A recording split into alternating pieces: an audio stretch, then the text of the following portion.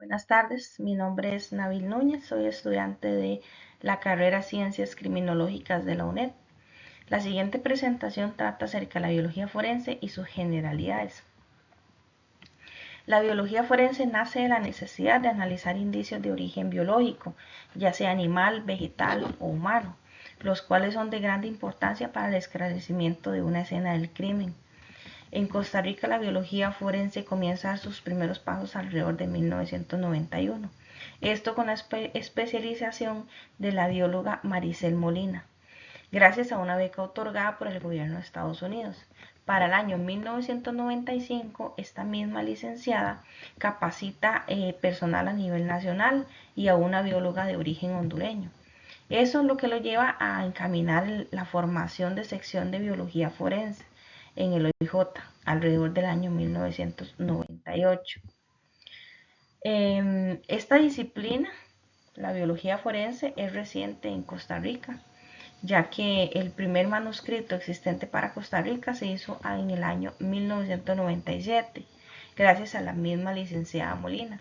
Esto impulsó y fundó la sección de biología forense del organismo de investigación judicial. Esta sección de biología forense se divide en 5 unidades. La primera, la unidad centralizada de inspección de indicios, la cual se encarga de detectar, recolectar y preservar evidencia traza, con el fin de identificar fluidos o residuos biológicos, fibras o elementos pilosos importantes para algunos casos delictivos. Por otro lado está la unidad de tricológicos y de fibras, la cual se encarga específicamente de lo que son los elementos pilosos y las fibras, que puede dejar alguna persona involucrada en la escena del crimen. También las clasifica en si son fibras animales o fibras de origen animal. También nos indica si se puede obtener ADN de dichas muestras. También está la unidad de entomología forense. ¿En qué consiste la entomología forense? Se encarga de analizar los insectos que se encuentran en cuerpos en descomposición, por ejemplo las moscas y los escarabajos. Gracias a este proceso evolutivo de estos insectos es que se logra determinar la hora de muerte de una persona, porque si ya existen huevos o larvas, ha pasado cierta cantidad de tiempo. Entonces se puede establecer un margen de hora aproximada del deceso. También está la unidad de botánica forense. Esta unidad se encarga específicamente de los indicios relacionados en lo que es materia vegetal, así como la botánica general. Ayuda también en casos relacionados a delitos de exportación ilegal, identifica algunos psicotrópicos como plantas, hongos con propiedades alucinógenas o cualquier caso que requiera de esta especialidad. También ella está disponible. Por último, tenemos la unidad ambiental forense. ¿De qué trata esta unidad? Identifica los árboles que cuentan con protección, que están en peligro de extinción. También relaciona lo que es la tala ilegal, ayuda a solventar este tipo de casos. O en el ámbito de ingeniería también hay investigaciones a nivel de temas hídricos, alcantarillado, agua potable, etcétera. En el caso de evidencia traza y los ejemplos, la evidencia traza se trata de cualquier elemento físico que debido a su tamaño es difícil detectar a simple vista o para el ojo humano. Por ejemplo, lo que son los residuos de fluidos corporales, como la saliva, el semen, las fibras textiles también que pertenecen a ropa, elementos de vestir, mueblerías con tapizados, es difícil para el ojo humano detectarlo a simple vista.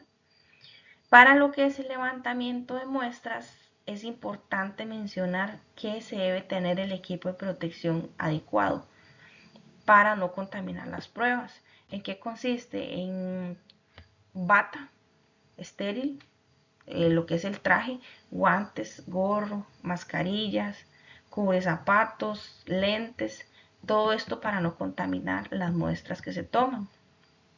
¿Cuáles son las maneras correctas de recolectar algunas muestras? Por ejemplo, la sangre seca en superficies. Existen varios métodos, como es el método de raspado, utilizando un bisturí para raspar el área y se coloca sobre un sobre de papel o un recipiente que sea adecuado. Si está húmeda, se utiliza el método de absorción con un hisopo o con una gasa que contenga solución estéril. Se deposita en el tubo de ensayo y se rotula con una palabra húmedo y se mantiene en cadena de frío.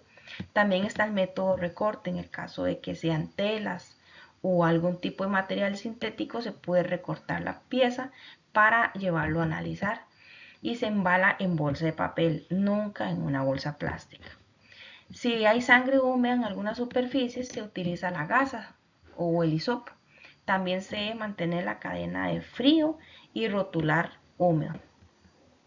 Si está el derrame, se utiliza la jeringa sin aguja para recolectar el fluido y también se puede pasar a un tubo de ensayo o un vaso estéril. Se debe mantener la cadena de frío siempre. En el caso de las prendas de vestir, si tienen manchas, se debe manipular lo menos posible.